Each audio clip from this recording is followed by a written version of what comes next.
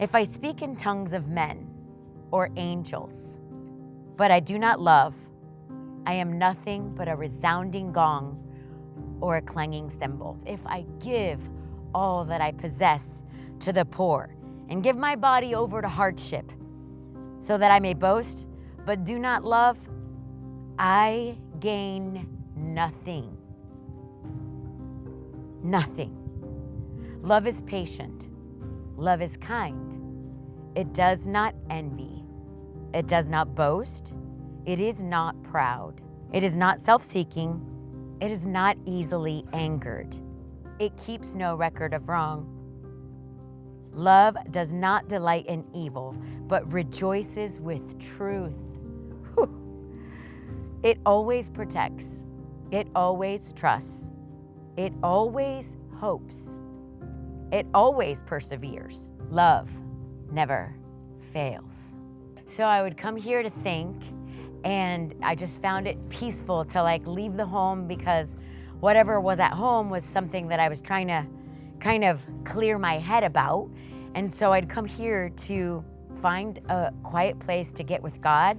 It's just I was doing things my way for so long, and I was living in a sin that I really didn't know was such a bad sin. I felt just like Paul, that I wanted to do right and I wanted to do better, and I was giving it my best effort, but still falling short and unable to stay on the right track, to do things and relate with God, people, community, without wanting to escape at that bottom of that, it's gonna be okay, that alcohol gave me. I didn't want alcohol to be the answer.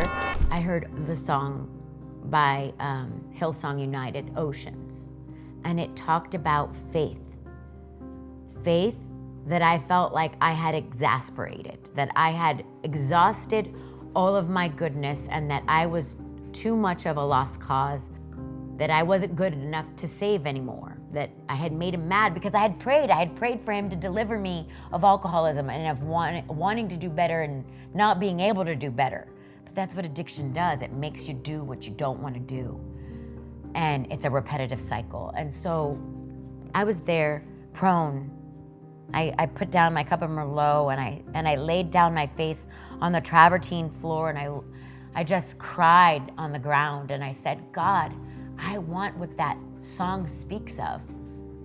The faith that comes without borders, where I step out of my misery and the boat of my sinking boat, and I come out to meet you, Lord.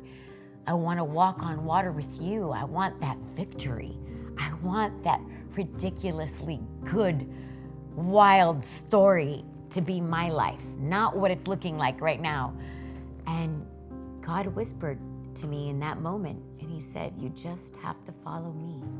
Thank you for giving up and realizing that this isn't what I wanted for you. When I became surrendered and I believed the cross for what it was, that sin and death were defeated for me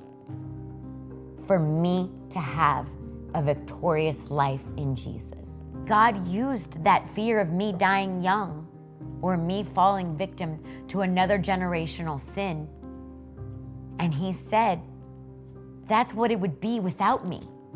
Lock eyes with me and you'll never have to go there again. I was once one way, and now I'm completely different. And what happened in between was Jesus. It's a hope that actually came alive. I was given a new everything. Everything got better. My marriage got better. My career got better. Raising the children, mothering got better. I stopped breaking things. I stopped losing things. I stopped hurting people. I stopped hurting myself. I stopped hurting God's plan for my life and the fullness of his glory living inside me. Everyone is given a really wildly good story, but it only happens with Jesus in it. I hope that you recognize that this is your time to be made well, and that it comes only by one way. Jesus says, I am the way, I am the truth, I am the life. You want to live? The only way to live eternally and now is through him. And that's my story.